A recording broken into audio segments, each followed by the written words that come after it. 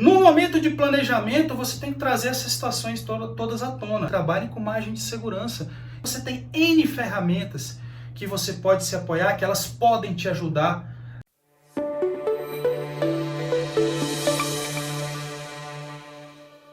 Olá, tudo bem com você? Alex Brasileiro aqui. E esse é o Bora na Obra e hoje eu trouxe um conteúdo muito massa para compartilhar com você. Então já deixa o seu like aí se você não é inscrito no nosso canal. Já se inscreve aqui também, já nessa contrapartida aí de que o assunto vai ser sensacional hoje. Então já deixa seu like aí pra gente, beleza? O assunto hoje vai ser planejamento de obra. Alex, como é que eu planejo a minha obra? Pelo amor de Deus, né? Aquela coisa, planejamento de obra. Cara, planejamento de obra é um grande diferencial para você.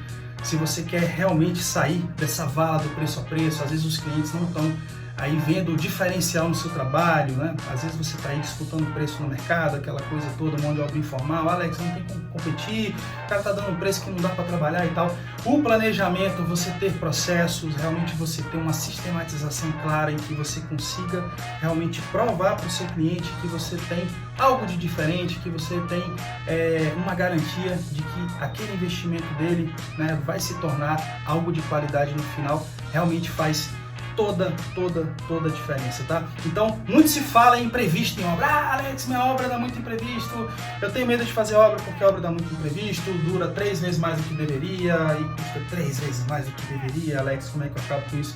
Planejamento, cara. Planejamento. É o planejamento que separa os homens dos meninos, as mulheres das meninas, né? E a gente tem realmente um profissionalismo no mercado.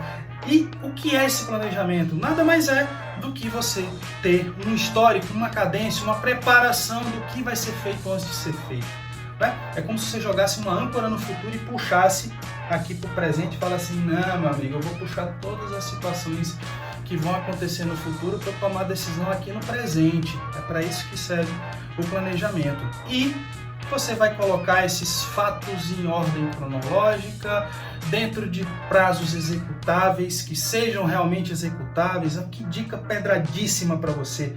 Pare de ficar chutando prazo. Pare com esse negócio de tabela, né, que fica dizendo que a frente de trabalho, hora homem, não sei o que, produz não sei quantos metros quadrados. Isso é uma estimativa de mercado, tá? Isso aí serve para obras de, né, grandes incorporações, viabilidade de grandes empreendimentos, não sei o que. Muito pouco se comunica com a nossa realidade no dia a dia de pequenas e médias obras. Então, para você entender quanto tempo demora para cada serviço ser feito, nada mais justo, importante, inteligente do que você realmente consultar os especialistas, a mão de obra direta que vai fazer aquilo, né? Converse com essas pessoas, explane essas pessoas, né? Pergunte para essas pessoas o que está sendo computado naquele prazo, né? Acontece bastante às vezes com serviços, mão de obras e fornecedores e indústrias e o que quer que seja, que eles de repente atrasam quando a desculpa que eles dão, né? A justificativa que eles dão é que muitas vezes aquilo que foi oferecido muitas vezes não estava no escopo de trabalho deles, né? Tipo assim, não, eu não entendi isso, não entendi que precisava disso, daquilo, vou precisar de mais um prazo, aquela coisa toda. Então, no momento de planejamento, você tem que trazer essas situações todas à tona. Realmente é jogar uma âncora no futuro, puxar para o presente para você tomar a decisão, como eu já falei aqui. Então, você vai descrever através do projeto específico, seja uma reforma, seja uma construção do zero, o que quer que seja. Você vai estudar o que está naquele escopo daquele serviço. É uma reforma, Alex, é uma reforma, eu vou mudar um apartamento, eu vou quebrar tudo, vou mudar tudo, pô, bacana. Então vão sair todas as paredes, vai se criar um novo layout, então, vão ter alvenarias novas, então vai ser refeita toda a instalação hidrossanitária, elétrica toda nova, toda a parte de iluminação nova, toda a parte de gesso nova, bancadas, tudo novo. Então, como é que é a ordem que esses serviços vão acontecer? Como é que isso vai acontecer? Né? Então você tem que ir traçando esse cenário de guerra, né? No caso do apartamento, por exemplo, você vai fazer uma reforma. Você vai fazer uma pequena reforma lá. Então você pega esse projeto e você levanta esse escopo. Cara, qual que é o primeiro serviço para a gente poder entrar no canteiro? A mobilização de obra. Então, mobilização de obra é o item A aí do meu alfabeto, né? O item A, tá aqui, né? Item A, mobilização. Quanto tempo dura? Tem algum serviço que precede a mobilização? Tem. Levantamento de documentos, você vai ter que conversar com o síndico, você vai ter que levantar aí às vezes a responsabilidade técnica pela obra, essas papeladas todas aí. Então, feita a parte burocrática, começa essa mobilização. Então, para que o serviço, estamos no serviço A, hein? Mobilização. Para que o serviço B aconteça, o A tem que estar pronto. O A tem que estar pronto. Qual que é o serviço B, Alex? Poxa, feita a mobilização, aí eu vou fazer agora a demolição das alvenarias.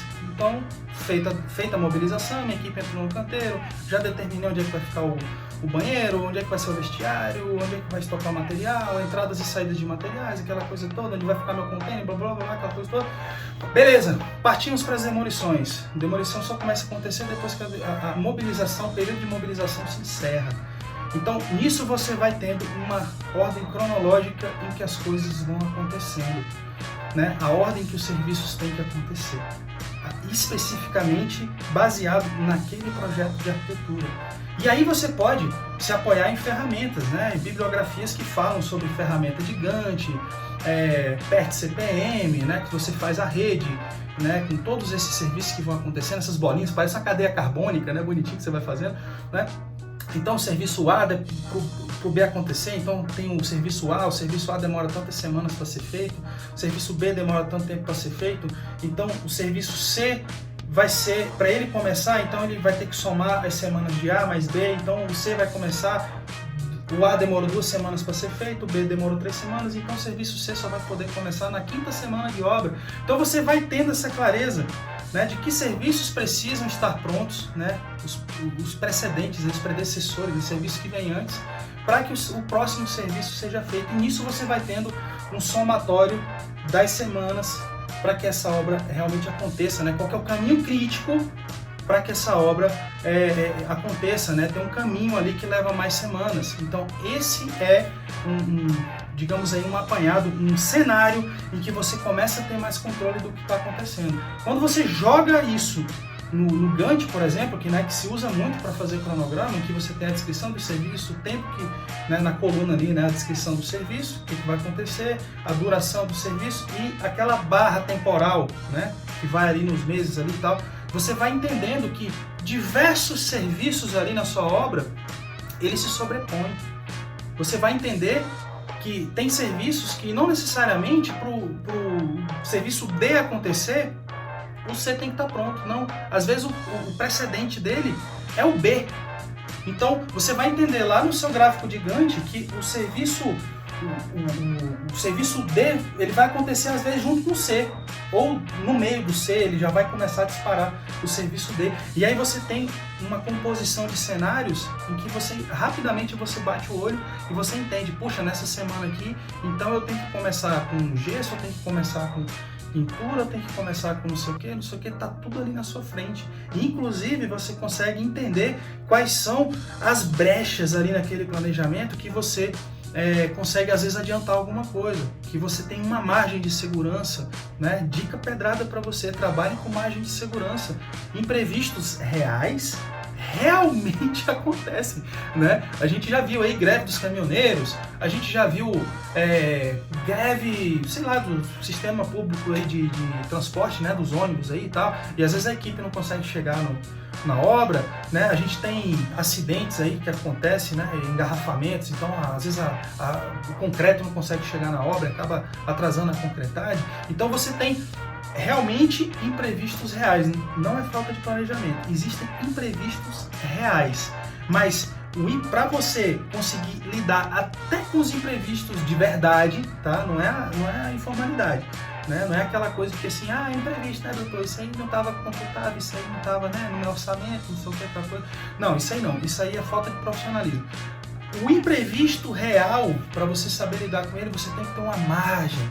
Você tem que ter uma margem no seu planejamento, no seu cronograma, na confecção desse cronograma, né? Então, você, igual eu falei aqui, você vai fazer uma estimativa ali, um levantamento de quanto tempo dura para ser feito um contrapiso, por exemplo, né? As equipes, ele vai te passar, não, esse contrapiso aqui, tantos metros quadrados de contrapiso eu consigo fazer em 2 semanas. Coloca 3 no seu cronograma, coloca 2,5. Né? Então, é esse cronograma que você vai validar com o seu cliente. A pergunta que eu te faço é a seguinte: se você terminar a obra antes do previsto, seu cliente vai ficar feliz? Vai vai ficar feliz com você. Agora, o contrário não. Se você terminar a obra depois do cronograma pré-estabelecido, validado com o cliente, mesmo que você tire dinheiro do bolso, mesmo que você peça desculpas, mesmo que você se ajoelhe, mesmo que, cara, já era, você frustrou o cliente às vezes, poxa, precisava entrar para morar, ele estava com o contrato de aluguel acabando, ele precisava entrar no imóvel, você bagunçou a vida do cliente. Ah, Alex, mas o cliente me pediu coisas a mais durante a obra que não estava no meu planejamento, não sei o quê. Tangibilize isso com o seu cliente. Fale para ele, fale assim, ó, posso fazer para você, vai ser um prazer fazer, custa tanto e vai demorar X tempo a mais para ser feito aqui, vai dar um impacto de atraso aqui na obra de tanto tempo para ser feito. Posso fazer? Eu vou fazer, né? Então é a questão do planejar sempre. Essa coisa de que, eu planejei a obra, agora eu vou só executar. Não, você pode estar revendo esse planejamento a todo tempo, olhando ali o cenário, você olhando ali a sua curva S, né, de que você, poxa, fez a curva de execução da obra e de repente você perdeu um prazo aqui, aonde que eu vou recuperar esse prazo ali na frente? Então você tem N ferramentas que você pode se apoiar, que elas podem te ajudar realmente a você ter uma obra dentro do seu planejamento. Mas eu quero te dar uma dica melhor ainda. Uma dica matadora para você. Chega junto comigo. Não adianta nada você muitas vezes querer lançar o tempo em que as coisas acontecem, você levantar o tempo, né, que algo precisa ser feito junto com as equipes, se essas equipes não se comprometerem com esse prazo. Então, você precisa ter estratégias de liderança para fazer com que o que foi planejado ali no papel realmente aconteça no canteiro. Então, essa gestão do dia a dia, essa coisa de trazer as equipes para perto, demande mais do seu tempo como gestor, como arquiteto, como engenheiro, como design de interiores, como empresário da construção. Demande mais atenção da sua parte em reuniões de brief de equipe, reuniões de alinhamento semanal, reuniões de alinhamento mensal. Sabe, você realmente deixar claro o que foi feito na semana passada, o que vai ser feito na semana seguinte.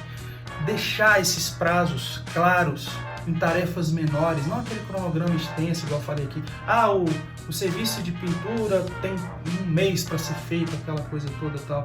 Sabe, o que vai ser feito nessa semana? Traz o profissional para perto, bate esse cronograma com ele, faz ele se responsabilizar por aquele cronograma. Entenda que muitas vezes ele está tendo algum tipo de dificuldade que ele não está te falando, ou que ele não vai te falar, e você só vai ficar sabendo quando o pepino, né, a bomba estourar lá na frente, e aí você vai ser pego de calça curta.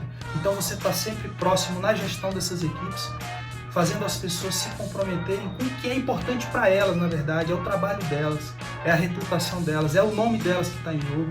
Então não é só sobre você, é sobre elas, é sobre a dignidade delas, porque se você fizer isso, dificilmente a sua obra vai atrasar, beleza? Então, esse é o assunto de hoje, como planejar aí a sua obra. Espero ter te ajudado. Deixa o seu comentário aí, fala o que você acha desse assunto de planejamento, se você acha importante, se você não acha importante, como é que está sendo o seu dia a dia aí no canteiro de obras, que eu vou ter o maior prazer de ler o seu comentário, tá bom? E sabendo da dificuldade dos profissionais em todos esses temas aqui que a gente aborda no Bora na Obra, vai rolar um grande evento que é um workshop Projetos e Obras Memoráveis, que vai acontecer do dia 18 ao dia 21 de novembro, em que a gente vai compartilhar com vocês sobre planejamento, sobre projeto executivo, sobre precificação, sobre orçamento, enfim, vai ser um curso, é realmente um curso 100% online e 100% gratuito e sem reprise, só para quem estiver lá com a gente. E eu vou deixar o link aqui para você se inscrever e não perder esse evento, e compartilhe aí com seus amigos aí, arquitetos, engenheiros, construtores, que com certeza vai ser um grande evento para a gente mudar o cenário do mercado de projetos e obras do Brasil. Bora!